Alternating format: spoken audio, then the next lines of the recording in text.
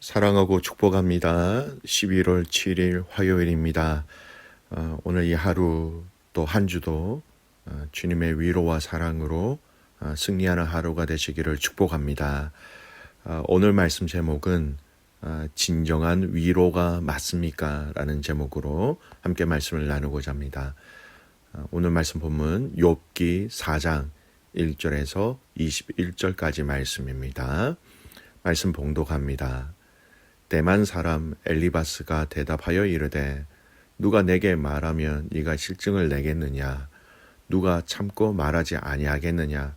보라, 전에 네가 여러 사람을 훈계하였고 손이 늘어진 자를 강하게 하였고 넘어지는 자를 말로 붙들어 주었고 무릎이 약한 자를 강하게 하였거늘 이제 이 일이 내게 이름에 네가 힘들어하고 이 일이 내게 닥침에 네가 놀라는구나. 네 경외함이 네 자랑이 아니냐? 네 소망이 네 온전한 길이 아니냐? 생각하여 보라. 죄 없이 망한 자가 누구인가? 정직한 자의 끊어짐이 어디 있는가? 내가 보건대 악을 밭 깔고 독을 뿌리는 자는 그대로 거두나니 다 하나님의 입 기운으로 멸망하고 그의 콧김에 사라지느니라.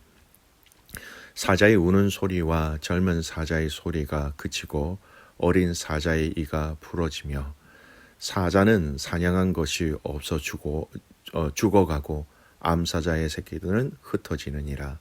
어떤 말씀이 내게 가만히 이르고 그 가느다란 소리가 내 귀에 들렸었나니 사람이 깊이 잠들 즈음 내가 그 밤에 본 환상으로 말미암아 생각이 번거로울 때에 두려움과 떨림이 내게 이르러서 모든 뼈마디가 흔들렸느니라. 그때에 영이 내 앞으로 지나매 내 몸의 털이 쭈뼛하였느니라. 그 영이 서 있는데 나는 그 형상을 알아보지 못하여도 오직 한 형상이 내 눈 앞에 있었느니라. 그때 내가 조용한 중에 한 목소리를 들으니 사람이 어찌 하나님보다 의롭겠느냐? 사람이 어찌 그 창조하신 이보다 깨끗하겠느냐? 하나님은 그의 종이라도 그대로 믿지 아니하시며 그의 천사라도 미련하다 하시나니 하물며 흙집에 살며 티끌로 털을 삼고 하루살이 앞에서라도 무너질 자이겠느냐? 아침과 저녁 사이에 부스러져서 가루가 되며 영원히 사라지되 기억하는 자가 없으리라. 장막줄이 그들에게서 뽑히지 아니하겠느냐? 그들은 지혜가 없이 죽느니라. 아멘. 오늘 말씀 제목 진정한 위로가 맞습니까? 라는 제목으로 하나님 앞에 말씀을 나누고자 합니다. 오늘 말씀은 욥기 4장 말씀이죠. 이 4장 말씀을 묵상하기 앞서서 먼저 어제 월요일 말씀과 주일 말씀의 내용을 간략하게 정리하고 오늘 이 말씀 4장 말씀으로 함께 들어가 보도록 하겠습니다. 먼저 앞의 내용을 살펴 정리하겠습니다. 지금 욥의 상태를 잘 보셔야 합니다. 욥은요, 첫 번째 사단의 시험을 잘 이겨내었습니다. 그가 가진 모든 소유를 잃어버리게 되는 정말 끔찍한 사건이 일어났지요. 양, 낙타, 소, 그리고 그의 자녀들. 그러나 그런 가운데서도 욥은 자신의 마음에 있는 하나님에 대한 신뢰를 버리지 아니하였습니다. 자, 그러자 사단은 이제 하나님께 가서 두 번째 제안을 합니다. 그의 몸을 상하게 하면, 본문 말씀에는요, 뼈와 살을 치면이라고 나와 있습니다. 그가 하나님을 욕하게 될 것입니다 라고 제안하지요. 하나님은 이 두 번째 사단의 요구에 허락하십니다. 단 그의 생명을 해하지 말라라는 조건으로 허락하시죠. 그러나 이 두 번째 시험에서도 그의 아내까지도 하나님을 욕하고 죽으라는 말을 들을 정도로 힘들었지만 욥은 그의 신앙으로 그의 입술로 범죄하지 않았습니다. 그리고 이 사건 이후에 욥의 새 친구들이 등장하게 되지요. 그 등장한 친구들이 여러분 욥에게 어떻게 먼저 행동을 하는 줄 알고 계십니까? 지난 말씀이지만 2장 12절 13절 말씀 제가 읽어드릴게요. 눈을 들어 멀리 보매 그가 욥인 줄 알기 어렵게 되었으므로 그들이 일제히 소리질러 울며 각각 자기의 겉옷을 찢고 하늘을 향하여 티끌을 날려 자기 머리에 뿌리고 밤낮 7일 동안 그와 함께 땅에 앉았으나 욥이 고통이 심함을 보므로 그에게 한마디도 말하는 자가 없었더라. 여러분, 욥의 세 친구들이 어떻게 합니까? 소리를 질러 같이 울어버립니다. 겉옷을 찢고 티끌을 자신의 머리에 뿌립니다. 같이 함께 아파하고 있다라는 것이죠. 심지어는 여러분, 밤낮 7일 동안 그와 함께 땅에 앉았다라고 얘기하고 있습니다. 그 고통을 함께 공유하고 있었다라는 것이죠. 그래서 그가 가지고 있는, 욥이 가지고 있는 고통을 너무나 잘 알았기 때문에 욥에게 한마디도 하지 아니하였다라고 얘기하고 있습니다. 여러분, 우리가 보통 욥기를 읽으면요, 이 욥의 세 친구 엘리바스, 빌닷, 소발이라는 친구가, 이 세 명의 친구가 등장하게 되는데 이런 이 선입관이 있습니다. 이 친구들은 사랑도 없고 격식도 없고 하나님을 모르는 굉장히 무식하고 이기적인 사람으로 묘사되는데 여러분, 결코 그렇지는 않습니다. 굉장히 욥의 아픔과 고통을 함께하고 한 좋은 친구들이었어요. 그들은 자신들의 모든 것을 다해 그 친구 욥을 위로하고자 하였고 가였고 같이 함께 동행하였다라는 것. 욥의 친구들이 그렇게 나쁜 친구들이 아니었다. 하나님에 대해서도 어느 정도 알고 있었던 친구들이다라는 것을 성경은 얘기하고 있습니다. 자, 이런 앞장의 내용들의 베이스를 생각하시면서 오늘 말씀부터는 이제 욥 자신에게 찾아온 친구들의 말과 또 욥이 대답하는 형식으로 이 말씀이, 욥기 말씀이 진행되어집니다. 특별히 오늘 말씀은 그렇게 욥에게 찾아온 친구들 중에 첫 번째 엘리바스라는 친구가 이야기하는 내용입니다. 여러분, 이 친구 엘리바스가 오늘 이 본문을 통해서 욥에게 하고자 하는 이야기가 무엇일까요? 그 의미를 아는 것이 참 중요합니다. 여러 긴 내용을 얘기하는데요. 먼저 3절에서 5절까지 말씀을 좀 보겠습니다. 제가 읽어드릴게요. 보라, 전에 네가 여러 사람을 훈계하였고 손이 늘어진 자를 강하게 하였고 넘어진 자를 말로 붙들어 주었고 무릎이 약한 자를 강하게 하였거늘 이제 이 일이 내게 이름에 네가 힘들어하고 이 일이 내게 닥침에 네가 놀라는구나. 이게 무슨 말입니까? 예전에 욥, 너는 예전에 다른 사람을 위로해 주는 사람이었는데 다른 사람을 강하게 해주는 사람이었고 다른 사람들이 힘들어할 때에 네가 도움을 주는 위로하는 사람이 되었는데 지금 너는 위로를 받아야 하는 사람이 되었구나. 욥의 처지에 대해서 그가 설명을 합니다. 그리고 그 친구는 조금 더 앞서서 더 말을 하죠. 7, 8절 보겠습니다. 생각하여 보라, 죄 없이 망한 자가 누구인가? 정직한 자의 끊어짐이 어디 있는가? 내가 보건대 악을 밭 갈고 독을 뿌리는 자는 그대로 거두나니. 이 말이 무슨 말입니까?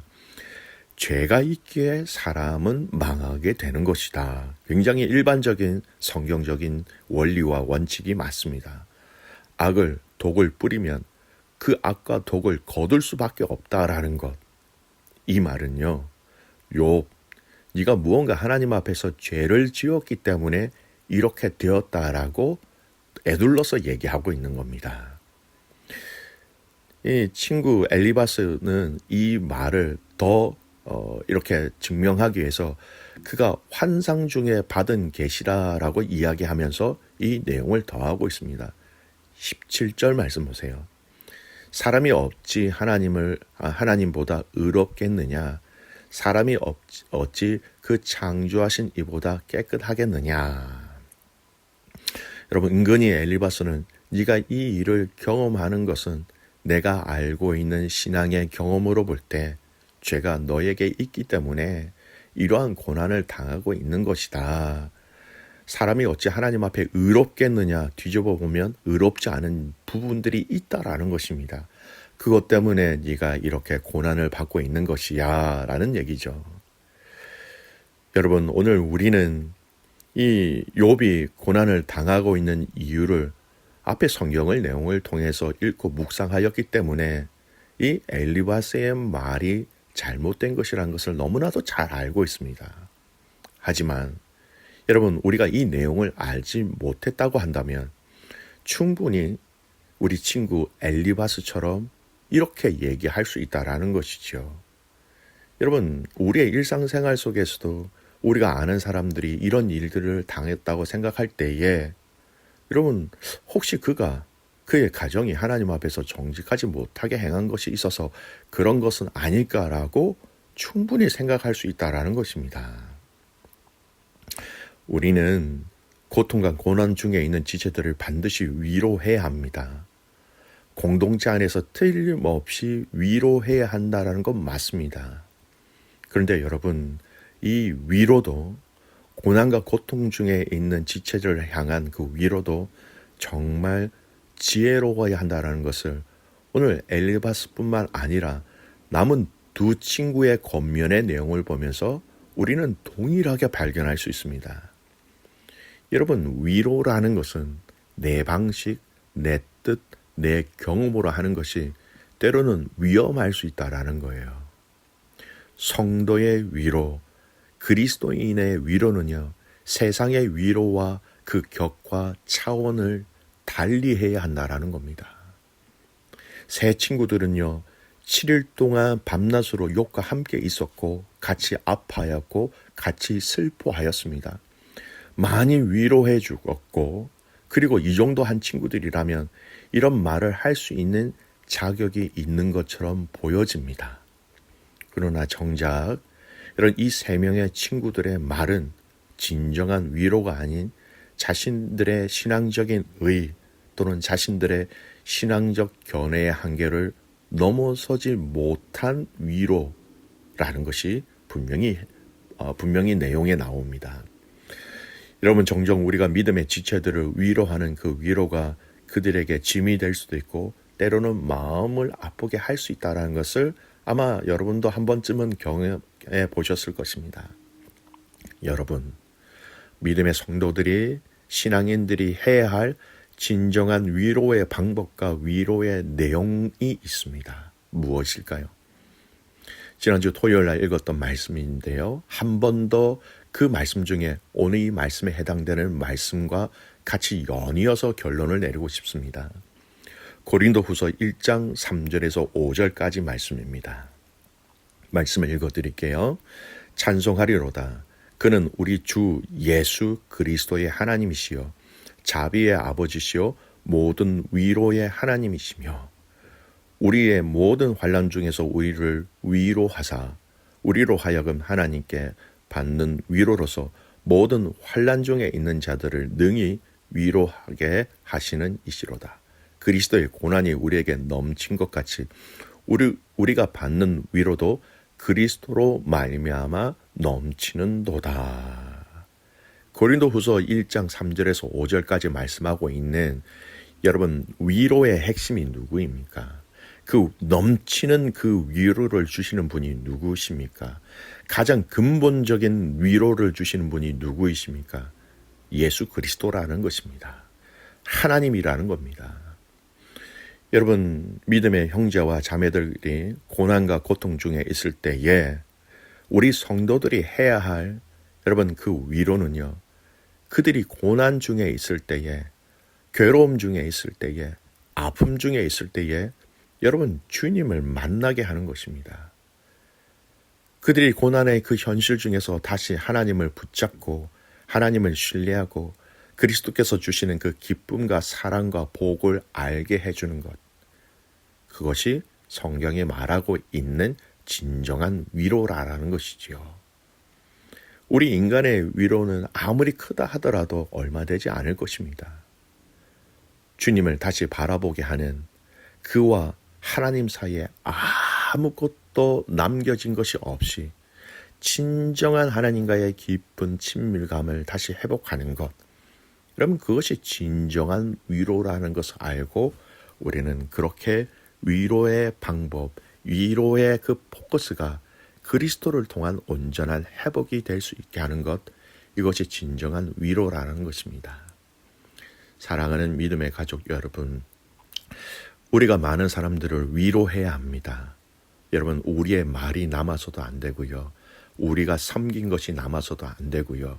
우리의 어떤 행동들보다 가장 진정한 지체들을 향한 위로의 핵심과 원리와 방법보다 사랑하는 그 지체가 하나님과 가까워지는 겁니다. 하나님을 만나는 것입니다.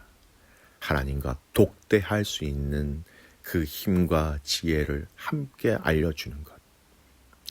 사랑하는 귀한 믿음의 가족 여러분, 오늘 저와 여러분이 우리 코너스턴 한인교회 모든 믿음의 성도들이 그리스도를 알려주는, 그리스도를 흘려보낼 수 있는 진정한 위로자가 될 수 있기를 주님의 이름으로 축복합니다. 아멘. 기도하겠습니다. 하나님 아버지 감사합니다. 새로운 한 주, 새로운 날을 시작하였습니다. 하나님, 많은 믿음의 가족들이 육체적으로 또 심적으로 환경적으로 하나님의 위로를 바라고 구하고 있습니다. 우리 인간적인 위로, 공동체적인 위로도 필요하겠지만 위로의 근본이신 예수 그리스도를 사랑하는 귀한 지체들이 만날 수 있도록 진정한 위로의 방법과 진정한 위로자가 될 수 있도록 우리를 그렇게 사용하여 주시옵소서. 사랑하는 선교사님들을 위해서 기도하는 날입니다. 귀한 선교사님들을 붙잡아 주시고 선교사님들의 사역과 섬김 가운데 놀라운 하나님의 위로가 그 땅 가운데 흘러가게 하여 주시옵소서. 그렇게 해가지고 주님을 신뢰하며 살아서 역사하시는 예수 그리스도의 이름으로 감사하며 기도드리옵나이다. 아멘.